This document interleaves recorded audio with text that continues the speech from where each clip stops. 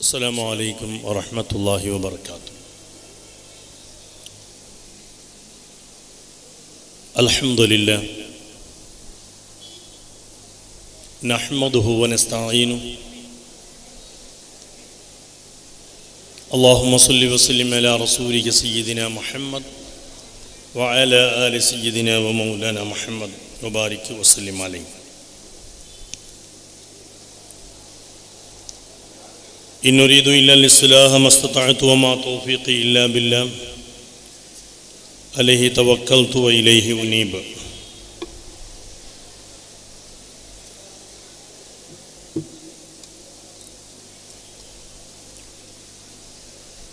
أعوذ بالله من الشيطان الرجيم. بسم الله الرحمن الرحيم. هل جزاء الإحسان إلا الإحسان. صدق الله العلي العظيم.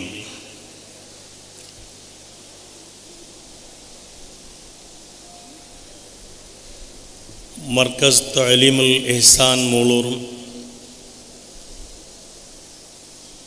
ಇದರ ಸನದುದಾನ ಮಹಾಸಮ್ಮೇಳನದ ಭಾಗವಾಗಿ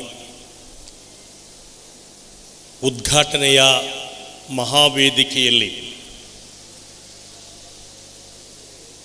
6:30 ಗಂಟೆಯಿಂದ ವಿದ್ಯುಕ್ತವಾಗಿ ಕಾರ್ಯಕ್ರಮಗಳು ನಡೆಯುತ್ತಾ ಇದೆ. ವಿಶೇಷವಾಗಿ ಬಹುಮಾನ್ಯರಾದ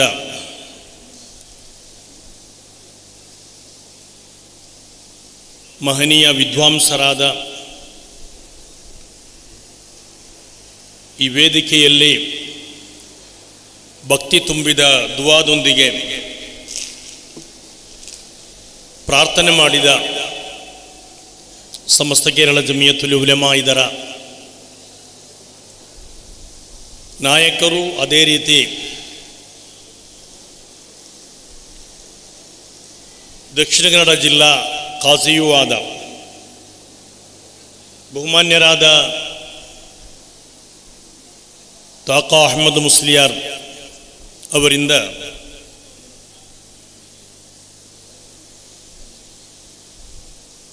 ಅವರ ಸಾನ್ನಿಧ್ಯದಿಂದ, ಅದೇ ರೀತಿ ಬಹುಮಾನ್ಯರಾದ ಈ ಕಾರ್ಯಕ್ರಮದ ಅಧ್ಯಕ್ಷರೂ ಆದ ತ್ವಹಾ ತಂಗಳ್, ವಿಶೇಷವಾಗಿ ಈ ಕಾರ್ಯಕ್ರಮದ ಸೂತ್ರಧಾರರಾದ ನಮ್ಮ ಆತ್ಮೀಯರಾದ ಮುಸ್ತಫಾ ಸಹದಿ ಉಸ್ತಾದ್, ದೊಡ್ಡ ದೊಡ್ಡ ನಾಯಕರು, ಮಹಾನ್ ನಾಯಕರು, ಮಹನೀಯರು ಎಲ್ಲರೂ ನಮ್ಮ ಜೊತೆ ಸೇರ್ಕೊಂಡಿದ್ದಾರೆ.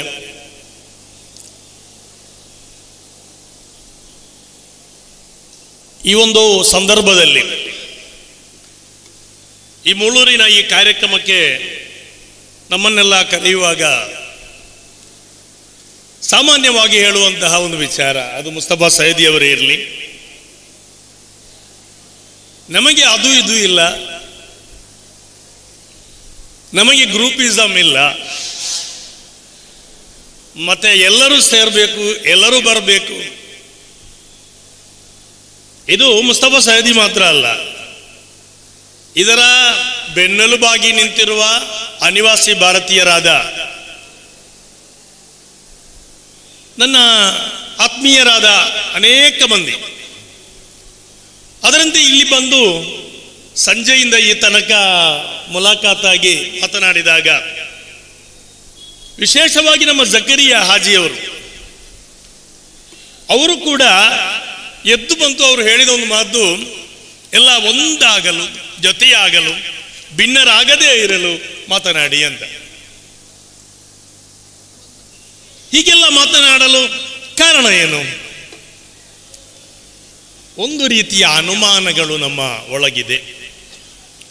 ಇನ್ಶಾ ಅಲ್ಲಾಹ್ ಆ ಅನುಮಾನಗಳೆಲ್ಲವೂ ಕೂಡ ಈ ಮೂಳೂರಿನ ಈ ಒಂದು ಶಿಕ್ಷಣ ಕ್ರಾಂತಿಯ ಅಕ್ಷಯ ಪಾತ್ರೆಯಂತಿರುವಂತಹ ಈ ಒಂದು ಬೃಹತ್ತಾದ ಸಮೃದ್ಧವಾದ ಅನೇಕ ಮಹಾನ್ ಉಲಮಾ ಉಮರಾ ನಾಯಕರಿಂದ ಬೆಳಗಿದಂತಹ ಈ ಕೇಂದ್ರದಿಂದ ಆರಂಭವಾಗಲಿ ಅನ್ನುವಂತಹ ಒಂದು ಉದ್ದೇಶ, ಒಂದು ಧ್ಯೇಯ ಇದರ ಹಿಂದೆ ಇದೆ ಅನ್ನುವುದನ್ನು ಅಲ್ಲಗಳೆಯಲು ಸಾಧ್ಯ ಇಲ್ಲ. ಕಾರ್ಯಕ್ರಮಗಳಿಗೆ ತಾವುಗಳು ಬರಬೇಕು ಮಾತ್ರವಲ್ಲ, ನಮ್ಮನ್ನು ಗುರುತಿಸುವುದೇ ಸಮಸ್ತ ಜಮಿಯತುಲ್ ಉಲಮಾ, ಅದರ ಭಾಗವಾಗಿರುವಂತಹ ಅದರ ಸಂಘಟನೆಯ ವ್ಯಕ್ತಿಗಳಾಗಿಯೇ ತಾವು ಗುರುತಿಸುವುದು ಅನ್ನುವುದಂತೂ ನಮಗೆ ಗೊತ್ತು. ಒಟ್ಟಿನಲ್ಲಿ ಒಂದಾಗಬೇಕು, ಜೊತೆಯಾಗಬೇಕು, ನಮ್ಮ ಉದ್ದೇಶ ಅದೇ ಅಲ್ವಾ? ಅಹ್ಲುಸ್ ಸುನ್ನತಿ ವಲ್ ಜಮಾಅತಿನ ಪ್ರಮುಖವಾದಂತಹ ಉದ್ದೇಶ ಇಲಾಹಿ ಉಲೂಮ್, ಅಲ್ಲಾಹು ನೂರು ಸಮಾವಾತಿ ವಲ್ ಅರ್ದ್, ಆಕಾಶ ಭೂಮಿಗಳನ್ನು ಬೆಳಗಿಸುವಂತಹ ಪವಿತ್ರವಾದಂತಹ ಅರಿವು, ಇಕ್ರಾಯಿನ ಮೂಲಕ ನೀಡಲ್ಪಟ್ಟಂತಹ ಅರಿವು ಜಗತ್ತಿನಾದ್ಯಂತ ಪ್ರಸರಿಸುವುದು ನಮ್ಮೆಲ್ಲರ ಧ್ಯೇಯ, ಜವಾಬ್ದಾರಿ, ರೆಸ್ಪಾನ್ಸಿಬಿಲಿಟಿ. ಅದರಂತೆ ಅಹ್ಲುಸ್ ಸುನ್ನತಿ ವಲ್ ಜಮಾಅ ಇದರ ಆಶಯವನ್ನು ಎಲ್ಲ ಮನೆ ಮನೆಗಳಿಗೆ ತಲುಪಿಸುವುದು, ಕಾಲ ಕಾಲಕ್ಕೆ ಸ್ಥಾಯಿಯಾಗಿ ಉಳಿಯುವಂತೆ ಮಾಡುವುದೇ ಆಗಿದೆ. ಆ ನಿಟ್ಟಿನಲ್ಲಿ ನಾವು ಚಿಂತನೆ ಮಾಡುವಾಗ ನಿಜವಾಗಿಯೂ ಇಲ್ಲಿಯ ಈ ಮೂಳೂರಿನ ಎಹ್ಸಾನಿನ ಅರ್ಥವೇ, ಅದರ ಅರ್ಥವ್ಯಾಪ್ತಿ, ಅದನ್ನು ನಮಗೆ ಅದಕ್ಕೆ ಒಂದು ಇತಿಮಿತಿ ಹೇಳಲು ಸಾಧ್ಯವಿಲ್ಲ. ಇಹ್ಸಾನಿನ ಅರ್ಥವು ಬಹಳ ವಿಸ್ತಾರವಾಗಿದೆ. ಹಲ್ ಜಜಾವುಲ್ ಇಹ್ಸಾನಿ ಇಲ್ಲಲ್ ಇಹ್ಸಾನ್, ನಾವು ಮಾಡುವಂತಹ ಒಂದಿಷ್ಟು ಒಳ್ಳೆಯ ಕಾರ್ಯಗಳು ಸತ್ಕರ್ಮದಿಂದ ಅದರಿಂದ ಹಿಡಿದು ಸ್ವರ್ಗ ತಲುಪುವ ತನಕ ಇಹ್ಸಾನಿನ ಆ ಒಂದು ಮಹನೀಯವಾದ ವಿಸ್ತಾರವಾದಂತಹ ಆ ಒಂದು ಅರ್ಥವ್ಯಾಪ್ತಿ ಇದೆ ಅನ್ನುವುದಾಗಿದೆ. ಅಂದರೆ ಇಮಾತತುಲ್ಲದ ದಾರಿಯಲ್ಲಿರುವಂತಹ ಒಂದು ಕಲ್ಲನ್ನು ಅಥವಾ ಅಡೆತಡೆಯನ್ನು ನೀಗಿಸುವುದರ ಮೂಲಕ ಹಾಗೆಯೇ ಮುಂದುವರಿದು ಹಲ್ ಜಜಾವುಲ್ ಇಹ್ಸಾನ್, ಸತ್ಯವಿಶ್ವಾಸಿಯ ಆತನು ಮಾಡುವಂತಹ ಕರ್ಮಗಳ ಆ ಪುಣ್ಯ ಅದು ಸ್ವರ್ಗ, ಅದಕ್ಕೆ ಪ್ರತಿಫಲವಾಗಿದೆ ಅನ್ನೋ ಸ್ವರ್ಗ ತನಕ ತಲುಪುವ ತನಕ ಈ ಮಹನೀಯ ಕಾರ್ಯ ಮುಂದುವರಿಯುತ್ತದೆ ಅನ್ನುವುದು ಇಲ್ಲಿ ನಾವು ಅತ್ಯಂತ ಗಮನಿಸಬೇಕಾದಂತಹ ಒಂದು ಸಂಗತಿಯಾಗಿದೆ. ಹಾಗಿರುವಾಗ ನಾವೆಲ್ಲರೂ ಕೂಡ ಬಯಸುವುದು ನಮ್ಮ ದೀನಿನ ಇಲ್ಮಿನ ಪ್ರಚಾರ, ಅದು ಪ್ರಮುಖ ಧ್ಯೇಯವಾಗಿದೆ. ಎರಡನೆಯದು ಅಹ್ಲುಸ್ ಸುನ್ನತಿ ವಲ್ ಜಮಾಅತಿನ ಆಶಯವನ್ನು, ಆದರ್ಶವನ್ನು ಪ್ರಚಾರಪಡಿಸುವುದಾಗಿದೆ. ಈ ಎರಡರಲ್ಲಿಯೂ ಕೂಡ ನಾವೆಲ್ಲ ಒಂದೇ ಉದ್ದೇಶವನ್ನು ಇಟ್ಕೊಂಡವರಾಗಿದ್ದೇವೆ. ಈ ರೀತಿಯಲ್ಲಿ ನಮಗೆ ನಮ್ಮ ಈ ಉದ್ಘಾಟನೆ ಮಾಡಿದ ಜಕರಿಯಾ ಹಾಜಿ ಅವರು ಹೇಳಿದಂತಹ ಮಾತು, ಆ ಗ್ರೂಪು ಈ ಗ್ರೂಪು ಅನ್ನೋದೇನೂ ಇಲ್ಲ, ಒಂದಾಗಬೇಕು, ಎಲ್ಲರೂ ಜೊತೆ ಸೇರಬೇಕು ಅನ್ನುವುದಾಗಿದೆ. ಒಗ್ಗಟ್ಟಿನಲ್ಲಿ ಬಲವಿದೆ ನೋಡಿ. ಜನರೆಲ್ಲರಿಗೂ, ಜನಸಾಮಾನ್ಯರಿಗೂ, ನಾಯಕರಿಗೂ ಎಲ್ಲರಿಗೂ ಒಂದಾಗಿ ನಿಲ್ಬೇಕು ಅನ್ನುವಂತಹ ಆ ಮಹನೀಯವಾದಂತಹ ಆ ಉದ್ದೇಶ, ಆ ಧ್ಯೇಯ, ಆ ಗುರಿ ಅದು ಈಡೇರಲೇಬೇಕಾಗಿದೆ. ಕಾಲದ ಬೇಡಿಕೆಯೂ ಆಗಿದೆ. ಆದ್ದರಿಂದ ಇದನ್ನು ಇನ್ನಷ್ಟು ಒಂದು ವೇದಿಕೆಗಳಿಗೆ ಮಾತ್ರ ಸೀಮಿತಗೊಳಿಸದೆ, ಒಂದು ಕಾರ್ಯಕ್ರಮಕ್ಕೆ ಮಾತ್ರ ಸೀಮಿತಗೊಳಿಸದೆ, ಇಟ್ ಬಿ ಇಂಟಗ್ರಿಟಿ, ಇದು ಸಮಗ್ರವಾಗಲೇಬೇಕು. ಇದು ಸಮಗ್ರವಾಗಬೇಕಾದರೆ ಎಲ್ಲ ರೀತಿಯಲ್ಲಿ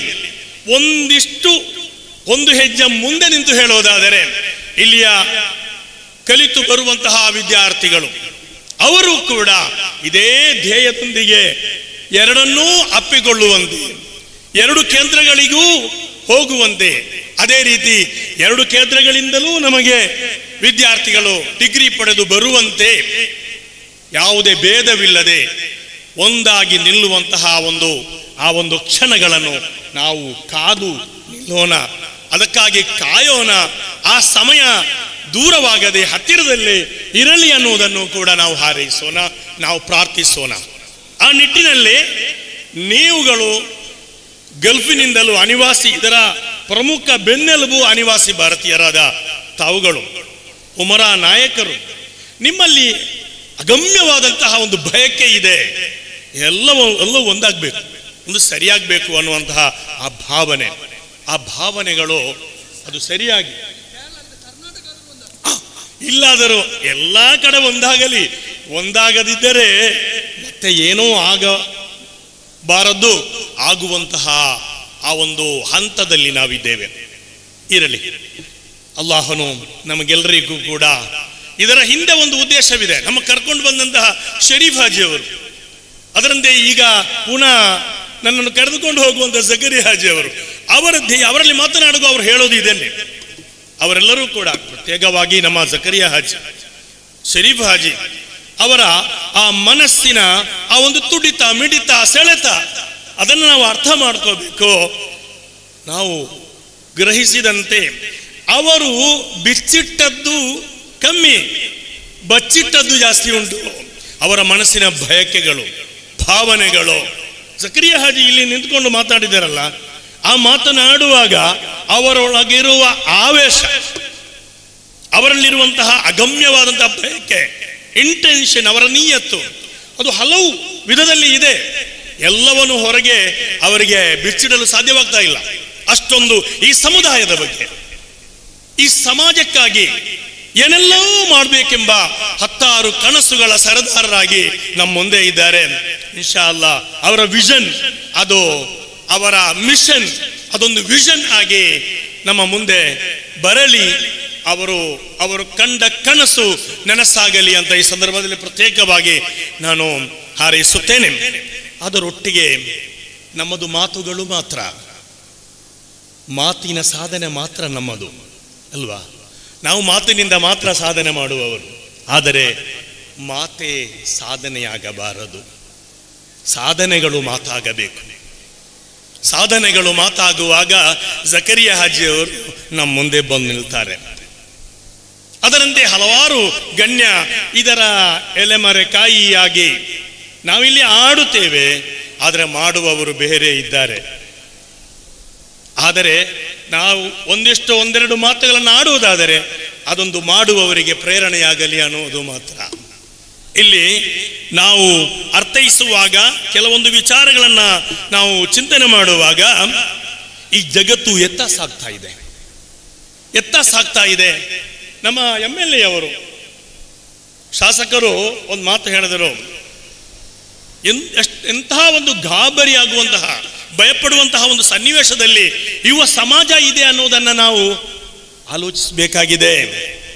ಹಿಂದೆ ಬುದ್ಧಿಯನ್ನು ಬೆಳೆಸುವ, ವಿಕಾಸ ಪಡೆಯುವ, ಬುದ್ಧಿಯಿಂದ ಒಳಿತನ್ನು ಬಯಸುವಂತಹ ಬುದ್ಧಿಯ ವಿಕಾಸ, ಅದನ್ನು ಉದ್ದೀಪನಗೊಳಿಸುವುದಕ್ಕೋಸ್ಕರ ಎಲ್ಲರೂ ಪ್ರಾರ್ಥನೆ ಮಾಡ್ತಾ ಇದ್ರು. ಕುರ್ ರಬ್ಬಿ ಜಿದ್ನಿ ಇಲ್ಮಾ. ಇಲ್ಮು ಯಾಕೆ? ನಮ್ಮ ಬುದ್ಧಿಯನ್ನು ವಿಕಾಸ ಮಾಡುವುದಕ್ಕೋಸ್ಕರ. ಅದಕ್ಕಾಗಿ ಕೆಲವರು ಬುದ್ಧಿಗಾಗಿ ಕೆಲವೊಂದು ಆರಿಷ್ಟಗಳನ್ನು ಕೂಡ ಸೇವನೆ ಮಾಡ್ತಾ ಇದ್ರು, ಬುದ್ಧಿಯ ವಿಕಾಸಕ್ಕಾಗಿ ಅಲ್ವಾ ಉಸ್ತಾದೆ? ಆರಿಷ್ಟಗಳನ್ನು ಕೂಡ ಬುದ್ಧಿಯ ವಿಕಾಸಕ್ಕಾಗಿ ಸೇವಿಸ್ತಾ ಇದ್ರು. ಹಲವು ಆಹಾರ ಪದಾರ್ಥಗಳು ಬುದ್ಧಿಯ ವಿಕಾಸಕ್ಕೆ ಪ್ರಚೋದನೆಯಾಗ್ತದೆ. ಯೋನ ಪ್ರಚೋದಯ ಗಾಯತ್ರಿ ಮಂತ್ರದಲ್ಲಿ ಹೇಳುವುದು ಅದೇ, ಕುರ್ರಬ್ಬಿ ಜಿದ್ನಿ ಇಲ್ಮಾ ಅನ್ನುವ ಅದೇ ರೀತಿಯಲ್ಲಿ ಅಲ್ಲಿ ಅವರು ಕೂಡ, ಎಲ್ಲರೂ ಕೂಡ ಪ್ರಾರ್ಥನೆ ಮಾಡೋದು. ಜಾತಿ ಮತ ಧರ್ಮ ವ್ಯತ್ಯಾಸವಿಲ್ಲದೆ ಬುದ್ಧಿಯ ವಿಕಾಸವಿಲ್ಲದೆ ಹೋದರೆ ಈ ಜಗತ್ತು ನೆಲೆಗೊಳ್ಳುವುದು ಹೇಗೆ? ಮನುಷ್ಯ ಇಲ್ಲಿ ಉಳಿಯುವುದು ಹೇಗೆ? ಆದರೆ ಇವತ್ತು ಯುವ ಜನಾಂಗ ಸೇವಿಸುವುದು ಬುದ್ಧಿಯನ್ನು ಸಾಯಿಸುವುದಕ್ಕೋಸ್ಕರ, ಬುದ್ಧಿಯ ಆ ಬೆಳಕನ್ನ ನಂದಿಸುವುದಕ್ಕೋಸ್ಕರ. ಇದನ್ನ ನಾವು ಅರ್ಥ ಮಾಡದೇ ಹೋದರೆ, ನಮ್ಮ ಯುವ ಜನಾಂಗದ ಬಗ್ಗೆ ನಾವು ಎಚ್ಚರಿಕೆ ವಹಿಸದೇ ಹೋದರೆ ಏನಾಗಬಹುದು?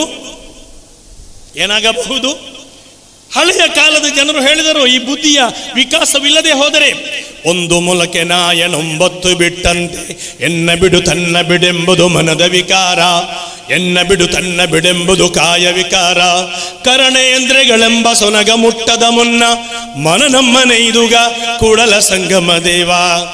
ಏನಿದರ ಅರ್ಥ? ಒಂದು ಮೊಲಕೆ ನಾಯನೊಂಬತ್ತು ಬಿಟ್ಟಂತೆ ಈ ನಮ್ಮ ಬುದ್ಧಿಯೂ ನಮ್ಮ ಹೃದಯವೂ ಎಲ್ಲ ಇದೆಯಲ್ಲ, ಇದನ್ನ ಹೊಂಚು ಹಾಕಿ ಮುಗಿಸುವುದಕ್ಕೋಸ್ಕರ ನಮ್ಮೊಳಗೆ ಇರುವಂತಹ ಕಾಮ, ಕ್ರೋಧ, ಮದ, ಮನ್ಸರ, ಮೋಹ, ಅಹಂಕಾರ, ಮಮಕಾರ, ಸಂಶಯ, ಈ ರೀತಿಯ ಅರಿಷಡ್ವರ್ಗಗಳು ನಮ್ಮೊಳಗೆ ಇರುವಾಗ ಅದನ್ನು ನಾಶ ಮಾಡುವಂತಹ ಅರಿವು, ತಿಳುವಳಿಕೆ, ಅದನ್ನು ಪಡೆಯಬೇಕು ಅನ್ನೋದಾಗಿದೆ. ಇಲ್ಲದೆ ಹೋದರೆ ನಮ್ಮ ಆತ್ಮ ನಾಶವಾಗುತ್ತದೆ, ಬುದ್ಧಿ ನಾಶವಾಗುತ್ತದೆ, ಎಲ್ಲವೂ ನಾಶವಾಗುವಂತಹ ಒಂದು ಸಂದರ್ಭ. ಹೀಗಿರುವಾಗ ನಾವು ಆಲೋಚನೆ ಮಾಡಬೇಕಾದದ್ದು ಇಲ್ಲಿಯ ಬದಲಾವಣೆ ಹೇಗೆ? ನಮ್ಮೊಳಗಿನ ಅರಿವನ್ನ ಉದ್ದೀಪನಗೊಳಿಸುವಾಗ ಅನಿವಾರ್ಯವಾಗಿ ಬೇಕಾಗಿರುವುದು ಏನು? ಇಲ್ಲಿ ನೋಡಿ, ತನುವಿನ ತೂಕ ನನ್ನಂತೆ ದಪ್ಪ ಆದರೆ ವ್ಯಾಯಾಮ ಮಾಡಬೇಕು. ಜಕರಿಯಾ ಹಾಜಿ ನಾವೆಲ್ಲ ಒಂದೇ ರೀತಿಯಲ್ಲಿದ್ದೇವೆ. ಇನ್ನು ಮನದ ಭಾರ ಹೆಚ್ಚಾದರೆ ಧ್ಯಾನ ಮಾಡಬೇಕು. ಮನಸ್ಸು ಸಮಾಧಾನ ಇಲ್ಲ, ಧ್ಯಾನ ಮಾಡಬೇಕು, ಧ್ಯಾನ ಮಾಡಬೇಕು. ಧನದ ತೂಕ ಜಾಸ್ತಿ ಆದರೆ, ಹಣ ಜಾಸ್ತಿ ಉಂಟು, ಅವಾಗ ಏನ್ ಮಾಡಬೇಕು? ಇದನ್ನು ದಾನ ಮಾಡಬೇಕು. ನೋಡಿ ಎಷ್ಟೊಂದು ಸುಂದರವಾಗಿ ಚಿಕ್ಕ ಪದಗಳ ಜೋಡಣೆಯಿಂದ ಅರ್ಥವಾಗುವಂತಹ ಸತ್ಯ. ನಾನು ಹೇಳಿದೆ, ತಾವು ಕೆಳಗಿದ್ದೀರಿ, ಹೊರಗೆ ಇದ್ದೀರಿ ಅಂದ್ರೆ ಜಕರಿಯಾ ಹಾಜಿಯವರ ಮನಸ್ಸಿನ ಒಳಗಿರುವ ಭಾವನೆಗಳು, ಅದನ್ನು ಹೊರಗೆ ತೆಗೆದಾರೆ. ಈ ವೇದಿಕೆ ಸಾಕಾಗಲ್ಲ, ಈ ವೇದಿಕೆ ಸಾಕಾಗಲ್ಲ. ಅಷ್ಟೊಂದು ಭಾವನೆಗಳು, ಅಷ್ಟೊಂದು ದೊಡ್ಡ ಒಂದು ಮಿಷನ್, ಅದರಂತೆ ವಿಷನ್ ಅವರಲ್ಲಿ ಇದೆ ಅನ್ನೋದಾಗಿದೆ. ಅದನ್ನು ಪೂರೈಸಲು ಅವರಿಗೆ ಸಾಧ್ಯವಾಗಲಿ. ನಾನು ಇಲ್ಲಿ ಹೇಳಿ ಬಂದದ್ದು, ವ್ಯಾಯಾಮ, ಧ್ಯಾನ, ದಾನ ಇವೆಲ್ಲವೂ ಮಾಡುವುದಾದರೆ ಅದಕ್ಕೊಂದು ಒಳಗಿನ ಅರಿವು, ಆಂತರ್ಯದ ಅರಿವು ನಮ್ಮಲ್ಲಿ ಒಡಮೂಡಬೇಕಾಗಿದೆ. ವಿಶೇಷವಾಗಿ ನೋಡಿ, ನೀವು ಹುಲ್ಲಾಗು ಬೆಟ್ಟದಡಿ ಮನೆಗೆ ಮಲ್ಲಿಗೆಯಾಗು, ಹುಲ್ಲಾಗು ಬೆಟ್ಟದಡಿ ಮನೆಗೆ ಮಲ್ಲಿಗೆಯಾಗು, ಕಲ್ಲಾಗು ಕಷ್ಟಗಳ ಮಳವಿದಿ ಸುರಿಯೇ, ಬೆಲ್ಲ ಸಕ್ಕರೆಯಾಗು ದೀನ ದುರ್ಬಲರಿಗೆ ಎಲ್ಲರಲ್ಲೊಂದಾಗು. ಈ ಹಾಡಿನ ಆಂತರ್ಯ ಭಾವನೆಗಳೇನು? ಜಕರಿಯಾ ಹಾಜಿ ಏನು ಹೇಳ್ತಾರೋ ಅದೆಲ್ಲ ಅದರಲ್ಲಿದೆ. ಹುಲ್ಲಾಗು ಬೆಟ್ಟದಡಿ, ಸಮಾಜ ಹಸಿರಾಗಲಿ, ಸಮಾಜ ಹಸಿರಾಗಲಿ, ಸಮಾಜ ಒಣಗಬಾರದು, ಸಮುದಾಯ ಒಣಗಬಾರದು, ಬಾಗಬಾರದು, ಬಾಡಬಾರದು. ಹುಲ್ಲಾಗು ಬೆಟ್ಟ ಮನೆಗೆ ಮಲ್ಲಿಗೆಯಾಗು, ಮನೆಯಲ್ಲಿ ಸುವಾಸನೆ ಇರಲಿ. ಒಂದು ಕಡ್ಡಿ ಹಚ್ಚಿದಾಗ, ಊದುಬತ್ತಿ ಕಡ್ಡಿ ಹಚ್ಚಿದಾಗ ಮನೆ ತುಂಬ ಸುವಾಸನೆ, ಒಂದು ದೀಪ ಹಚ್ಚಿದಾಗ ಮನೆ ತುಂಬ ಬೆಳಕು. ಚಿಕ್ಕ ಒಂದು ದೀಪ, ಚಿಕ್ಕ ಒಂದು ಕ್ಯಾಂಡಲ್, ಚಿಕ್ಕ ಒಂದು ಕಡ್ಡಿ ಅದು ಉರಿಸಿದಾಗ ಅಷ್ಟೊಂದು ಸುವಾಸನೆ ಬರುವುದಾದರೆ, ಈ ಅದ್ಭುತವಾದ ಕಣ್ಣುಗಳಿರುವ, ಅದ್ಭುತವಾಗಿರುವಂತಹ ಕಿವಿಗಳಿರುವ, ವಿಶೇಷವಾದಂತಹ ಬುದ್ಧಿವಂತಿಕೆ ಇರುವ, ಅದರಂತೆ ಶಕ್ತಿಯುತವಾದ ಕೈಗಳಿರುವ, ಅದಕ್ಕಿಂತಲೂ ಮಿಗಿಲಾದ ಹೃದಯವಿರುವ ಮನುಷ್ಯ ಬೆಳಕಾಗುವುದಾದರೆ, ಸುವಾಸನೆ ಆಗುವುದಾದರೆ ಆ ರೀತಿ ಆಗಲೇಬೇಕು. ಕಾರಣ ಈ ಜಗತ್ತಿನಲ್ಲಿ ನಮ್ಮನ್ನು ಅಲ್ಲಾಹನು ಈಮಾನಿನೊಂದಿಗೆ ಅನುಗ್ರಹಿಸಿದ್ದು ಎಲ್ಲರಂತೆ ಇಲ್ಲಿ ಹುಟ್ಟಿ, ಇಲ್ಲಿ ಬದುಕಿ, ಮದುವೆಯಾಗಿ ಮಕ್ಕಳನ್ನು ಹುಟ್ಟಿಸಿ ಅವರನ್ನ ಬೆಳೆಸಿ ಮತ್ತೆ ತೀರಿಕೊಂಡು ಹೋಗುವುದಕ್ಕೆ ಅಲ್ಲ. ನಮ್ಮಲ್ಲಿ ರೆಸ್ಪಾನ್ಸಿಬಿಲಿಟಿ ಇದೆ. ಕುಂತುಂ ಖೈರ ಉಮ್ಮತಿನ್ ಉಖ್ರಿಜತ್ ಲಿನ್ನಾಸ್. ನಮ್ಮ ರೆಸ್ಪಾನ್ಸಿಬಿಲಿಟಿ ಏನು? ವಿಶುದ್ಧ ಕುರ್ಆನ್ ಆಲ ಇಮ್ರಾನ್ 110ರಲ್ಲಿ ಹೇಳಿದ್ದು, ಕುಂತುಂ ಖೈರ ಉಮ್ಮ, ನೀವು ಸುಂದರವಾದ ಉತ್ತಮ ಸಮಾಜ, ಉತ್ತಮ ಸಮುದಾಯ. ಇದನ್ನು ಸುಮ್ಮನೆ ಹೇಳಲಿಲ್ಲ. ಫಸ್ಟ್ 101ರಲ್ಲಿ ಅಲ್ಲಾಹನು ಹೇಳಿದ, ಒಮನ್ ಯಅತಸಿಮ್ ಫಖದ್ ಹುದಿಯ ಇಲಾ ಸಿರಾತಿನ್ ಮುಸ್ತಕೀಮ್. ಅಲ್ಲಾಹನ ದೀನಿನ ಆ ಚೌಕಟ್ಟಿನಲ್ಲಿ ಬಲವಾಗಿ ನಿಂತು ಆ ವಿಶ್ವಾಸದೊಂದಿಗೆ ಬದುಕುವುದಾದರೆ ಹಿದಾಯತ್ ಲಭಿಸುತ್ತದೆ. 101ರಲ್ಲಿ 102ರಲ್ಲಿ ವಲಾ ತಮೂತುನ್ನ ಇಲ್ಲಾ ವಅಂತುಂ ಮುಸ್ಲಿಮೂನ್, ನಿಮ್ಮಲ್ಲಿ ತಕ್ವ ಇರಲಿ, ನೀವು ಮುಸ್ಲಿಂ ಅಲ್ಲದೆ ಮರಣ ಹೊಂದಬಾರದು. 2 ಮೂರನೆಯದಾಗಿ ವಯತಸಿಮು ಬಿಹಬ್ಲಿಲ್ಲಾಹಿ ಜಮೀಅ, ಅಲ್ಲಾಹನ ಆ ಧರ್ಮ ಅದನ್ನು ಗಟ್ಟಿಯಾಗಿ ನೀವು ಪಾಲಿಸಿ. ವಲಾ ತಫರ್ರಗು, ನೀವು ಭಿನ್ನರಾಗಬೇಡಿ. ನೀವು ಯಾವತ್ತೂ ಕೂಡ ಸಂಘರ್ಷದ ಹಾದಿ ನೀವು ತುಳಿಯಬೇಡಿ. ವಿಶುದ್ಧ ಕುರ್ಆನ್ ನಾಡು ಕಟ್ಟುವ, ನುಡಿ ಕಟ್ಟುವ, ಸದಾಚಾರ ತುಂಬುವ, ಅಜ್ಞಾನದಿಂದ ಸುಜ್ಞಾನದೆಡೆಗೆ, ಕೊಳೆಯಿಂದ ಕೊಳಕಿನಿಂದ ಬೆಳಕಿನೆಡೆಗೆ, ಕೊಚ್ಚೆಯಿಂದ ಪಚ್ಚೆಯಡೆಗೆ, ಸಮರದಿಂದ ಸಮರಸದೆಡೆಗೆ, ಸಂಘರ್ಷದಿಂದ ಅನುರಾಗದೆಡೆಗೆ, ವಿಘಟನೆಯಿಂದ ಸಮನ್ವಯದೆಡೆಗೆ, ಈ ರೀತಿ ಮಿತ್ಗಳಿಂದ ಸತ್ ಎಡೆಗೆ ಸಾಗುವಂತಹ ಪ್ರಯತ್ನ ಪವಿತ್ರ ಕುರ್ಆನಿನ ಆ ಒಂದು ಸುಂದರವಾದ ಸಂದೇಶದಲ್ಲಿ ಇದೆ ಅನ್ನೋದನ್ನು ಕೂಡ ಇಲ್ಲಿ ನಾವು ಅರ್ಥೈಸಬೇಕಾಗುತ್ತದೆ, ಮನವರಿಕೆ ಮಾಡಬೇಕಾಗುತ್ತದೆ. ಈ ರೀತಿಯಲ್ಲಿ ಚಿಂತನೆ ಮಾಡುವಾಗ ನೀವು ವಿಘಟನೆ ಮಾಡಬಾರದು, ಬೇರ್ಪಡಬಾರದು, ಒಂದಾಗಿ ನಿಲ್ಲಬೇಕು ಅಂತ ಹೇಳಿ ವಲ್ತಕುಂ ಮಿಂಕುಂ ಉಮ್ಮತುನ್ ಯದುನ ಇಲಲ್ ಖೈರ್ 104ನೇ ಆಯತಿನಲ್ಲಿ, ಆಲ ಇಮ್ರಾನ್ 104ನೇ ಆಯತಿನಲ್ಲಿ ಅಲ್ಲಾಹನು ಹೇಳುತ್ತಾನೆ, ನಿಮ್ಮಲ್ಲಿ ಒಂದು ವಿಭಾಗ, ಜವಾಬ್ದಾರಿ ಇರುವಂತಹ ವಿಭಾಗ, ಅದು ಉಲಮಾ ವಿಭಾಗ. ಅಂತಹ ಒಂದು ವಿಭಾಗ ಇರಬೇಕು. ಅವರೇನ್ ಮಾಡಬೇಕು? ಅವರು ಮಾಡಬೇಕಾದದ್ದು ವಲ್ತಕುಂ ಮಿಂಕುಂ ಉಮ್ಮತುನ್ ಯದುನ ಇಲಲ್ ಖೈರ್, ಒಳಿತಿನೆಡೆಗೆ ನಿಮ್ಮನ್ನು ಆಹ್ವಾನಿಸುವ, ಕರೆಯುವಂತಹ ಜನರು. ಆ ಒಂದು ವರ್ಗ ಇರಬೇಕು. ಆ ವರ್ಗ ಯಾವುದು? ಆ ವರ್ಗ ಅದು ಉಲಮಾ ವರ್ಗ ಆಗಿದೆ. ಉಲಮಾ ವರ್ಗದ ಜವಾಬ್ದಾರಿ ಖೈರಿನೆಡೆಗೆ, ಒಳಿತಿನೆಡೆಗೆ ಜನರನ್ನು ಆಹ್ವಾನಿಸುವುದಾಗಿದೆ. ಸುಮ್ಮನೆ ಅಲ್ಲ. ನಾವು ಈ ಬದುಕಿನ ಅರ್ಥ, ಒಬ್ಬ ಮುಸಲ್ಮಾನನ ಧ್ಯೇಯ, ಒಬ್ಬ ಮುಸಲ್ಮಾನನ ಗುರಿ ಜಗತ್ತಿನ ಎಲ್ಲರನ್ನು ಒಳಿತಿನೆಡೆಗೆ ಕರೆಯಬೇಕು. ಅದನ್ನೇ 110ರಲ್ಲಿ 1, 2, 3, 4 ಅದಾದ ಮೇಲೆ ಕೊನೆಯದಾಗಿ 110ರಲ್ಲಿ ಹೇಳಿದ್ದು, ಕುಂತುಂ ಖೈರ ಉಮ್ಮತಿನ್ ಉಖ್ರಿಜತ್ ಲಿನ್ನಾಸ್, ನಿಮ್ಮನ್ನು ಜಗತ್ತಿನಲ್ಲಿ ಅತ್ಯಂತ ಶ್ರೇಷ್ಠರಾದ ಸಮುದಾಯವಾಗಿ ಮಾಡಿದ್ದೇವೆ. ಆದ್ದರಿಂದ ನಿಮ್ಮ ಜವಾಬ್ದಾರಿ ತಅಮುರೂನ ಬಿಲ್ ಮಅರೂಫ್ ವ ತನ್ಹೌನ ಅನಿಲ್ ಮುನ್ಕರ್ 2 ಆಗಿದೆ. ವ ತುಮಿನೂನ ಬಿಲ್ಲಾಹ್ 3 ಅನಿವಾರ್ಯವಾಗಿರುವಂತಹ ಸಂಗತಿಯಾಗಿದೆ. ಒಂದನೆಯದು ಅದು ತಅಮುರೂನ ಬಿಲ್ ಮಅರೂಫ್, ಒಳಿತನ್ನು ಆಜ್ಞಾಪಿಸುವ, ಒಳಿತಿನೆಡೆಗೆ ಜನರನ್ನು ಆಹ್ವಾನಿಸುವ, ಒಳಿತನ್ನು ಮಾತ್ರ ನೀಡುವ ಆ ವ್ಯಕ್ತಿಗಳು ನೀವಾಗಬೇಕು. ಜವಾಬ್ದಾರಿ ಇದೆ. 2 ಕೆಡುಕನ್ನು ವಿರೋಧಿಸುವ, ಜಗತ್ತಿನಲ್ಲಿ ಯಾವುದೇ ಕೆಡುಕು, ಆ ಕೆಡುಕನ್ನು ವಿರೋಧಿಸುವ ಒಂದು ವರ್ಗ ನೀವಾಗಬೇಕು. ತುಮಿನೂನ ಬಿಲ್ಲಾಹ್ ಅಂದರೆ ಒಬ್ಬ ಮುಸಲ್ಮಾನ ಆಗುವುದು ಅಂದರೆ ಏನು? ಅವನು ಬೆಳಕಾಗಬೇಕು, ಅವನು ಹಿತವಾಗಿರಬೇಕು, ಅವನಿಂದ ಯಾವುದೇ ಸಂಕಟ, ಯಾವುದೇ ತೊಂದರೆ, ಯಾವುದೇ ರೀತಿಯ ಸಂಘರ್ಷ, ಅದು ಕುಟುಂಬದಲ್ಲಿ ಆಗಿರಲಿ, ವೈಯಕ್ತಿಕವಾಗಿರಲಿ, ಅಥವಾ ಸಮಾಜದಲ್ಲಿ ಆಗಿರಲಿ, ನಡೆಯಬಾರದು ಅನ್ನುವುದಾಗಿದೆ. ಆದ್ದರಿಂದ ಸತ್ಯದ, ಒಳಿತಿನ ವಾಹಕರಾಗಬೇಕಾದಂತಹ ಒಂದು ಬಲಿಷ್ಠವಾದ ಒಂದು ಗುರಿ ಅಲ್ಲಾಹನು ನಮಗೆ ನೀಡಿದ್ದಾನೆ ಅನ್ನುವುದಾಗಿದೆ. ಈ ರೀತಿಯಾಗಿ ಚಿಂತನೆ ಮಾಡಿದಾಗ ಇಹ್ಸಾನ್ ಅನ್ನುವುದೊಂದು ವಿಷನ್ ಆಗಿದೆ.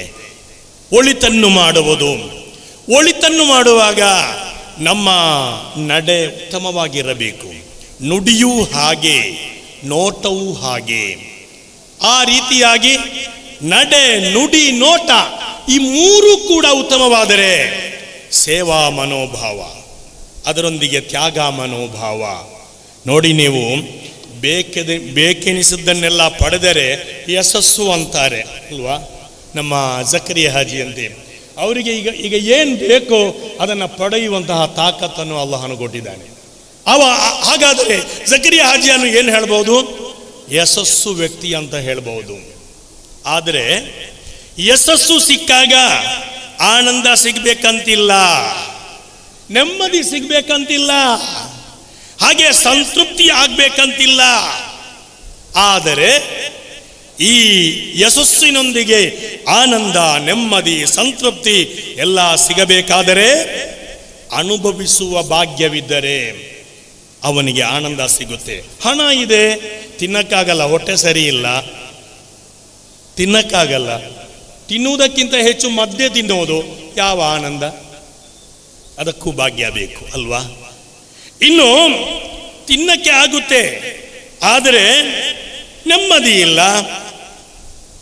ಇರುವುದರಲ್ಲೇ ಸುಖ ಪಡೆಯುವಂತಹ ಆ ಒಂದು ಕಾರ್ಯ ಒಬ್ಬನಿಗೆ ಸಿಕ್ಕರೆ, ಇರುವುದರಲ್ಲೇ ಸುಖ ಪಡೆಯುವಂತಹ ಒಂದು ಭಾಗ್ಯ ಸಿಕ್ಕರೆ ಅವನಿಗೆ ನೆಮ್ಮದಿ ಸಿಗುತ್ತೆ. ಇನ್ನು ಆ ನೆಮ್ಮದಿ ಸಾಕಾಗಲ್ಲ, ಕೊನೆಯದಾಗಿ ಬೇಕಾಗಿರೋದು ಸಂತೃಪ್ತಿ. ಸಂತೃಪ್ತಿ ಅನ್ನೋದಿಲ್ಲ, ಅದು ವಿಶಾಲವಾಗಿ ಅರ್ಥೈಸಬೇಕಾದಂತಹ ಒಂದು ವಸ್ತು.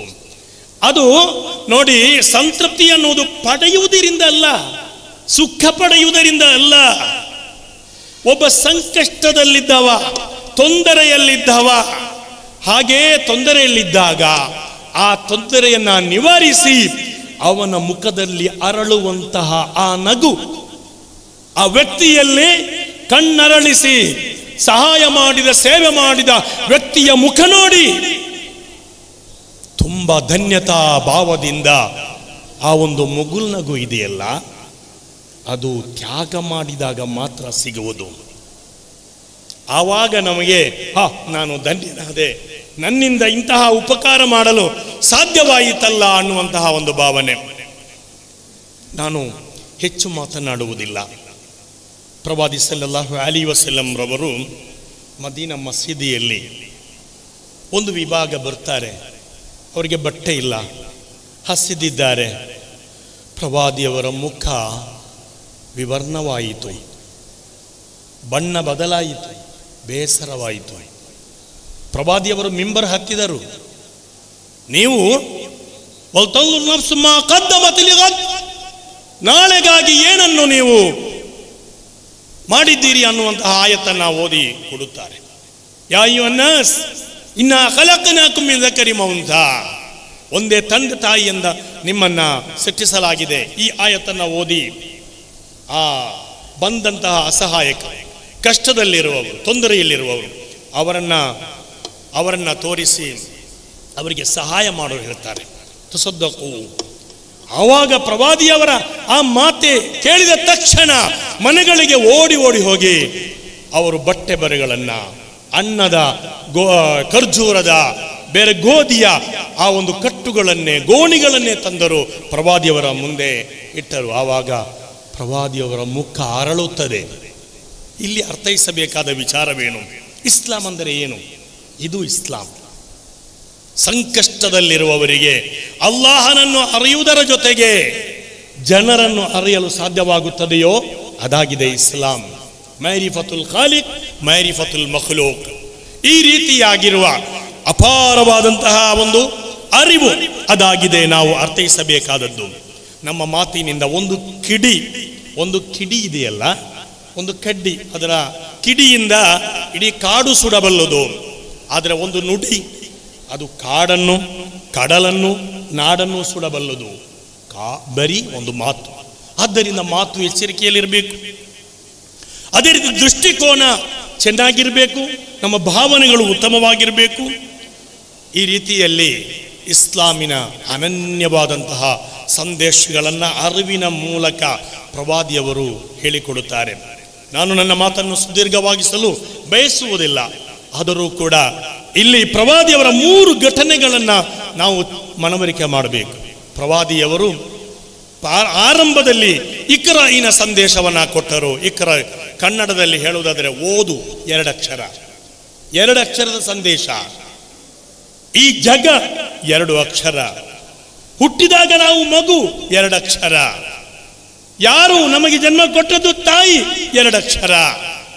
ಅದಕ್ಕೆ ಕಾರಣ ಯಾರು? ತಂದೆ, 2 ಅಕ್ಷರ. ಆ ಕಡೆ ಈ ಕಡೆ ಯಾರಿದ್ದಾರೆ? ಅಣ್ಣ, ತಮ್ಮ, ಅಕ್ಕ, ತಂಗಿ, 2 ಅಕ್ಷರ. ನಂತರ ಕೈ ಹಿಡಿದು ಹೋದ ಜಾಗ ಶಾಲೆ, 2 ಅಕ್ಷರ. ಕಲಿತ ವಿದ್ಯೆ, 2 ಅಕ್ಷರ. ಕಲಿಸಿದ ಗುರು, 2 ಅಕ್ಷರ.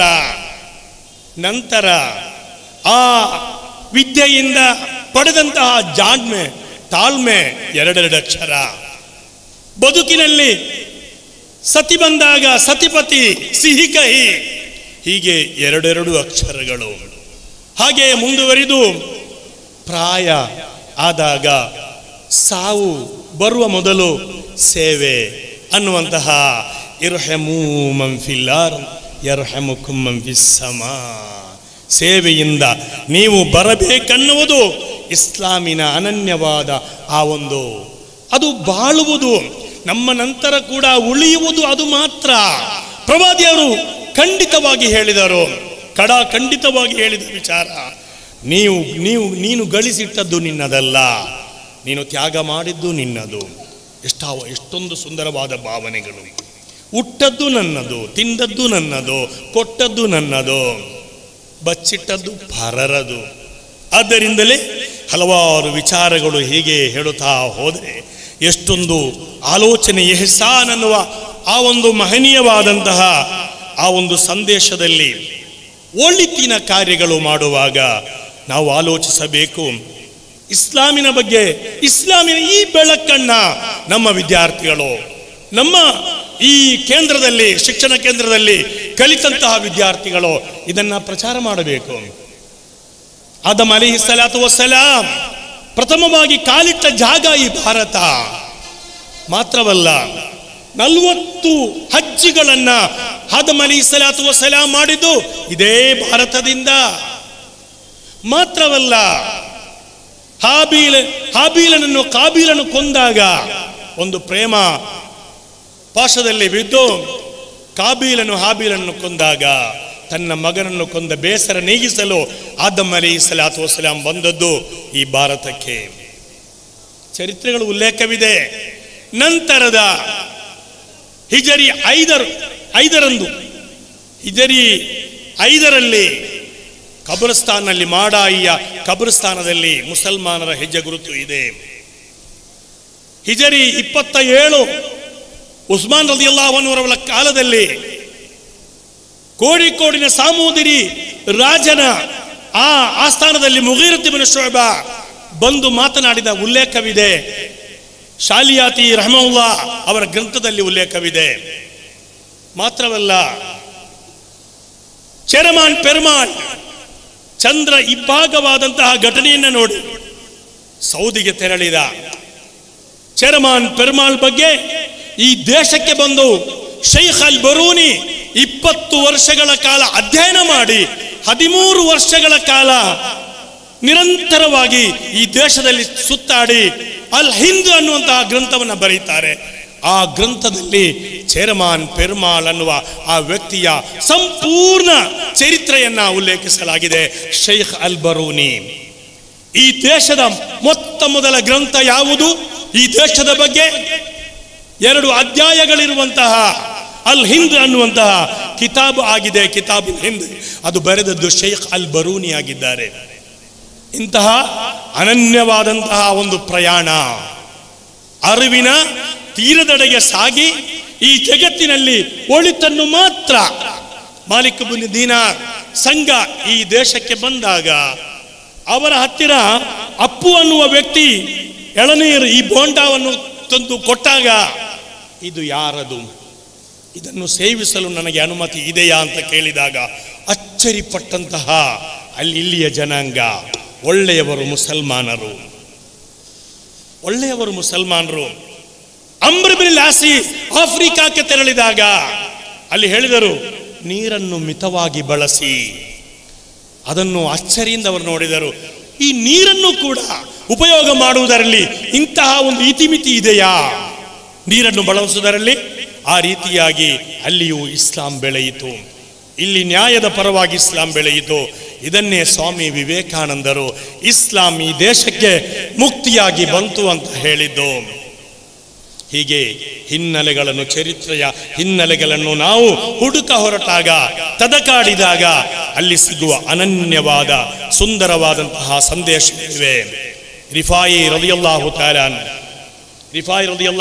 ಅನ್ನು ನಮ್ಮ ಶೇಖ್ ರಿಫಾಯಿ ಸುಲ್ತಾನುಲ್ ಆರಿಫೀನ್ ಅಂತ ನಾವು ಬಣ್ಣಿಸುವಂತಹ ಶೇಖ್ ರಿಫಾಯಿ ಮಹನೀಯರು.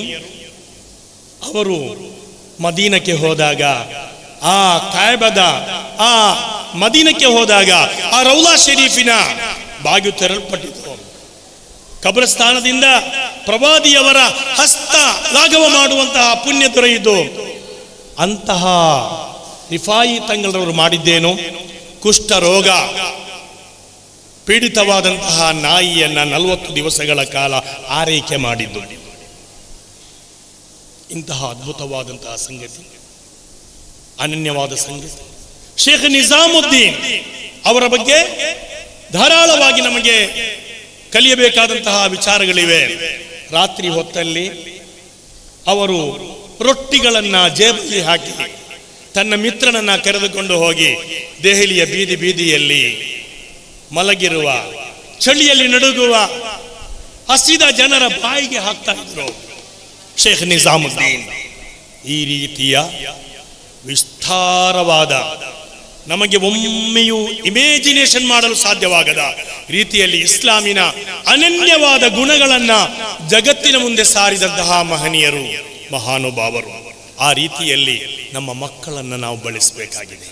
ನಾವು ಸಂಘರ್ಷಕ್ಕಾಗಿ ಅಲ್ಲ, ನಾವು ದ್ವೇಷಕ್ಕಾಗಿ ಅಲ್ಲ, ನಾವು ಯಾವತ್ತೂ ಕೂಡ ಇತರರೊಂದಿಗೆ ಏನು ಸಾಧಿಸಬೇಕೆಂಬ ಛಲದಿಂದಲೂ ಅಲ್ಲ, ನಮ್ಮ ಸ್ವಂತಿಕೆ ಅಸ್ಮಿತೆಯನ್ನ ಈ ಜಗತ್ತಿನಲ್ಲಿ ಇಸ್ಲಾಮಿನ ಆ ದಿವ್ಯವಾದಂತಹ, ಭವ್ಯವಾದಂತಹ, ಅನನ್ಯವಾದಂತಹ ಸಂದೇಶಗಳನ್ನ ಈ ಜಗತ್ತಿನೆಲ್ಲೆಡೆ ಹರಡಬೇಕೆನ್ನುವಂತಹ ಉದ್ದೇಶವಾಗಿದೆ.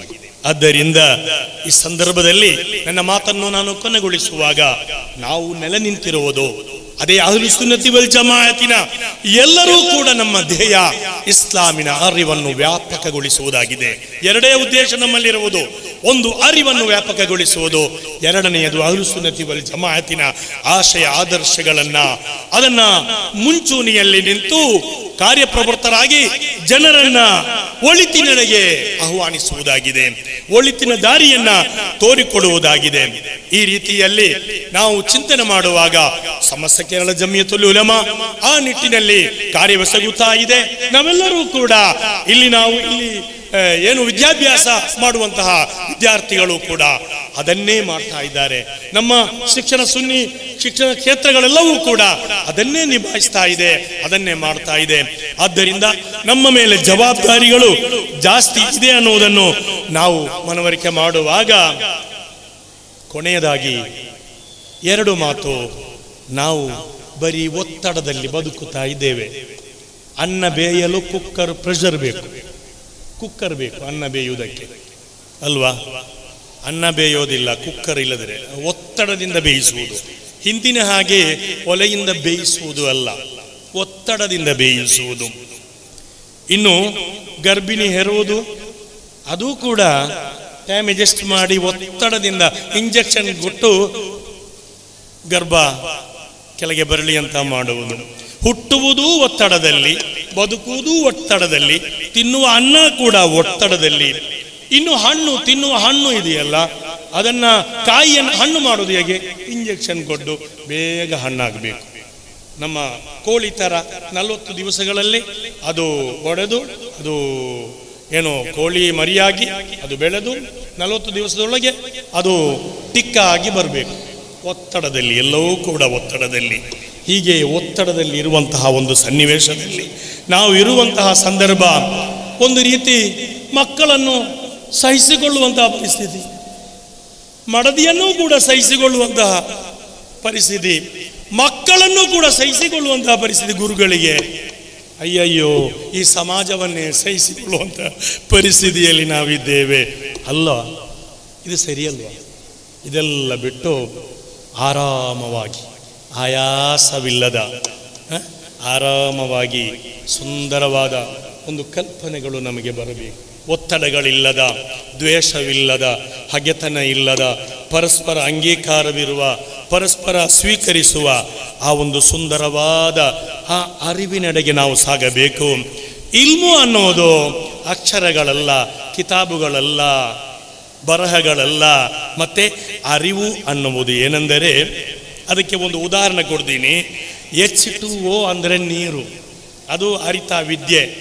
ಆದರೆ ಆ ಬಾಯಾರಿದವನಿಗೆ ನೀರು ಕೊಡುವುದಿದೆಯಲ್ಲ, ಅದು ಅರಿವು. ಹಾಗೆ ಹಸಿವು ಏನೆಂದು, ಹಸಿವು ಹೇಗೆ ಆಗುತ್ತದೆ ಅಂತ ಕಲಿಯುವುದು ವಿದ್ಯೆ. ಹಸಿವಿಗೆ ಏನಾದರೂ ಕೊಡುವುದಿದೆಯಲ್ಲ ಹಸಿದವನಿಗೆ, ಅದು ಅರಿವು ಆಗಿದೆ.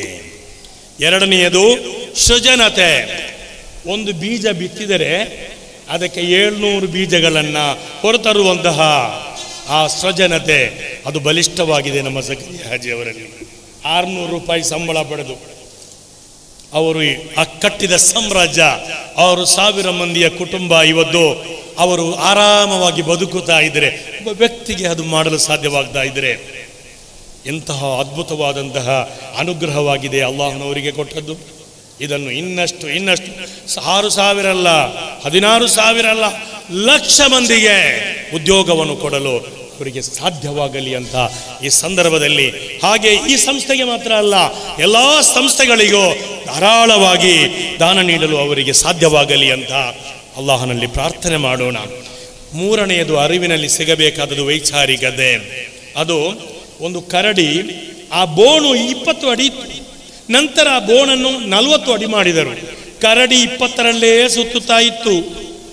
ಜಗತ್ತು ದೊಡ್ಡದಾಗಿದೆ ಅಂತ ಗೊತ್ತಿಲ್ಲ, ಬೋನು ದೊಡ್ಡದಾಗಿದೆ ಅಂತ ಗೊತ್ತಿಲ್ಲ, ಇದ್ದಲ್ಲೇ ಇರುವುದು ವೈಚಾರಿಕತೆಯಲ್ಲ, ಬದಲಾವಣೆಗಳು, ಆಲೋಚನೆಗಳು ಚೇಂಜ್ ಮಾಡೋದು.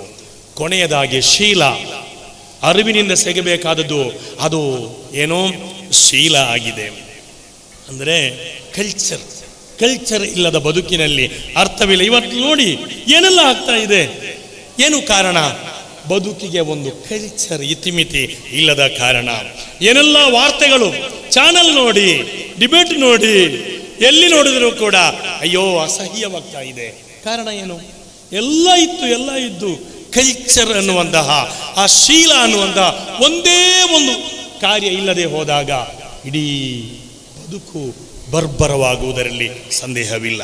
ಆದ್ದರಿಂದ ಅರಿವಿನಿಂದ ಸಿಗಬೇಕಾದ ಈ ಮಹನೀಯವಾದ ಗುಣಗಳನ್ನು ನಾವು ಪಡೆದು ಮುಂದೆ ಸಾಗಬೇಕಾಗಿದೆ.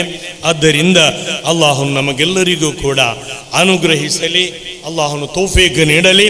ಇದೇ ರೀತಿಯಾಗಿ ನಮ್ಮ ಭಾವನೆಗಳು, ಈ ಸಂಸ್ಥೆಯ ಅದರಂತೆ ಇದರ ಹಿಂದೆ ಇರುವಂತಹ ಎಲ್ಲ ಮಹನೀಯರ ಆ ಒಂದು ಉದ್ದೇಶಗಳು ಈಡೇರಲಿ.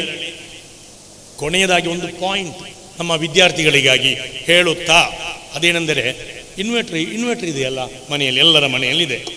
ಅದರ ಒಳಗೆ ಕುಪ್ಪಿಗಳಿವೆ, ಬಾಟಲಿಗಳಿವೆ, ಅದಕ್ಕೆ ನೀರು ಹಾಕಬೇಕು ಅಲ್ವಾ? ನೀರು ಹಾಕದೆ ಹೋದರೆ ಏನಾಗುತ್ತೆ? ಡೆಡ್ ಆಗುತ್ತೆ, ಅದು ಮತ್ತೆ ವರ್ಕ್ ಆಗೋದಿಲ್ಲ, ಬೆಳಕು ನೀಡೋದಿಲ್ಲ. ಹಾಗೆ ಈ ಹೃದಯಕ್ಕೆ, ಈ ಮೆದುಳಿಗೆ ನಾವು ಅರಿವಿನ, ಅನುಭವದ, ಒಳಿತಿನ ನೀರನ್ನು ಹಾಕ್ತಾ ಇರಬೇಕು. ಆವಾಗ ಅದು ಬೆಳಕು ನೀಡುತ್ತದೆ. ಇಷ್ಟು ಹೇಳಿ ಆ ಬೆಳಕು ವ್ಯಾಪಕವಾಗಲಿ. ಇಲ್ಲಿ ಕಲಿತ ವಿದ್ಯಾರ್ಥಿಗಳಿಂದ ಒಳಿತನ್ನು ಜಗತ್ತು ಕಾಣಲಿ, ಇಸ್ಲಾಮಿನ ಆ ಸೌಂದರ್ಯವನ್ನು ಈ ಜಗತ್ತು ಅನುಭವಿಸಲು ಸಾಧ್ಯವಾಗಲಿ ಅಂತ ಹೇಳುತ್ತಾ ನನ್ನ ಮಾತಿಗೆ ನಾನು ವಿರಾಮ ಬಯಸುತ್ತೇನೆ. ವಾಖಿರು ದಅವಾನಾ ಅನಿಲ್ ಹಮ್ದುಲಿಲ್ಲಾಹಿ ರಬ್ಬಿಲ್ ಆಲಮೀನ್. ಅಸ್ಸಲಾಮು ಅಲೈಕುಂ ವರಹಮತುಲ್ಲಾಹಿ ವಬರಕಾತುಹು.